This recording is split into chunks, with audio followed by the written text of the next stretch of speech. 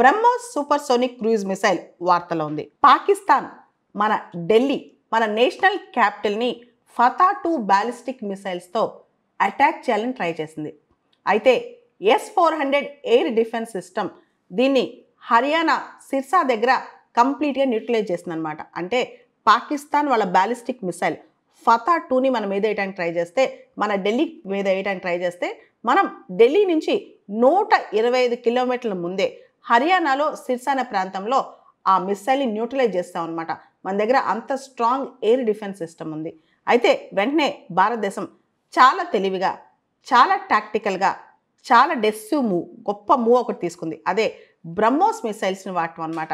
బ్రహ్మోస్ మిసైల్స్ని వాడి రకరకాల Pakistan air బేసెస్ని neutralise చేసేస్తుంది. ముఖ్యంగా పాకిస్తాన్ దగ్గర వెపన్స్ కానీ న్యూక్లియర్ రిజర్వ్స్ అవన్నీ ఎక్కడైతే ఉన్నాయో నూర్ ఖాన్ ఎయిర్ బేస్ని ఇండియా అటాక్ చేసిందనమాట.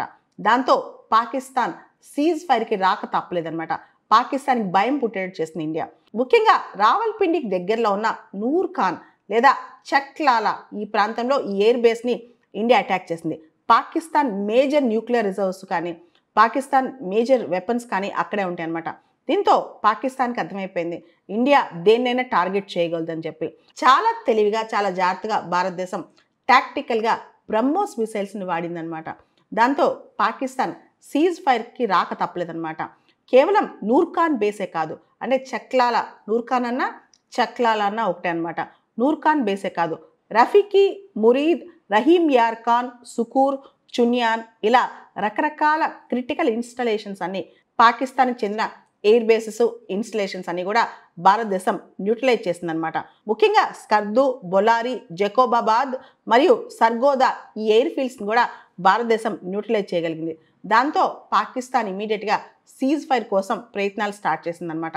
మనకు తెలుసు బ్రహ్మోస్ సూపర్సోనిక్ క్రూయిజ్ మిసైల్ అనేది ఇండియా, రష్యా కొలాబరేషన్తో తయారు చేశాయి.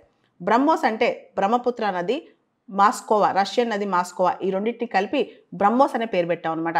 ఈ BrahMos long range ramjet supersonic cruise missile అనమాట. ఇది high explosive conventional war head అని చెప్పొచ్చు అనమాట. ఈ ట్రాజెక్టరీ, ఈ మిసైల్ ట్రాజెక్టరీ ఏదైతే ఉందో అది మనం ఏదైతే సెట్ చేస్తామో, యూజర్ ఏదైతే సెట్ చేస్తారో ప్రీ డిటర్మైన్స్ ట్రాజెక్టరీ కంప్లీట్గా అచీవ్ చేయగలదనమాట. బ్రహ్మోస్ మిసైల్ అనేది ఒక పైలట్లెస్ ఎయిర్ క్రాఫ్ట్ లాంటిది అనమాట. ఇది ఏ ప్లాట్ఫామ్ నుంచైనా లాంచ్ చేయొచ్చు. సబ్మరైన్స్ నుంచి లాంచ్ చేయొచ్చు, షిప్స్ నుంచి లాంచ్ చేయొచ్చు, ఎయిర్ క్రాఫ్ట్స్ నుంచి లాంచ్ చేయొచ్చు. దీని స్పీడ్ 2.8 మ్యాక్. బ్రహ్మోస్ యొక్క స్పీడ్ 2.8 మ్యాక్ అనమాట. Approximately 900 metres per second. దాదాపు 300 to 800 కిలోమీటర్స్, 300 నుంచి 800 కిలోమీటర్స్ రేంజ్ ఇది కవర్ చేయగలదన్నమాట. సో భారతదేశం బ్రహ్మోస్ని వాడింది, బ్రహ్మోస్ మిసైల్స్ని వాడింది అనమాట పాకిస్తాన్ ఎయిర్ బేసెస్ని న్యూట్రలైజ్ చేయడానికి. దీనికి సంబంధించి చాలా న్యూస్ వస్తుందన్నమాట. ఈ బ్రహ్మోస్ ఫెసిలిటీ అనేది మనకు చాలా క్రూషియల్. చాలా దేశాలు మన దగ్గర నుంచి బ్రహ్మోస్ కొనుక్కోవాలని ఆశిస్తున్నాయి. ఆల్రెడీ మనం ఫిలిప్పైన్స్కి డెలివరీ కూడా చేసాం. బ్రహ్మోస్ భారతదేశానికి ఉన్న ఒక స్ట్రాంగ్ మిసైల్ అని చెప్పొచ్చు. ఇక్కడ మరొక విశేషం ఏంటంటే ఫస్ట్ టైం బ్రహ్మోస్ మిసైల్స్ని బ్యాటిల్ ఫీల్డ్లో వాడామన్నమాట.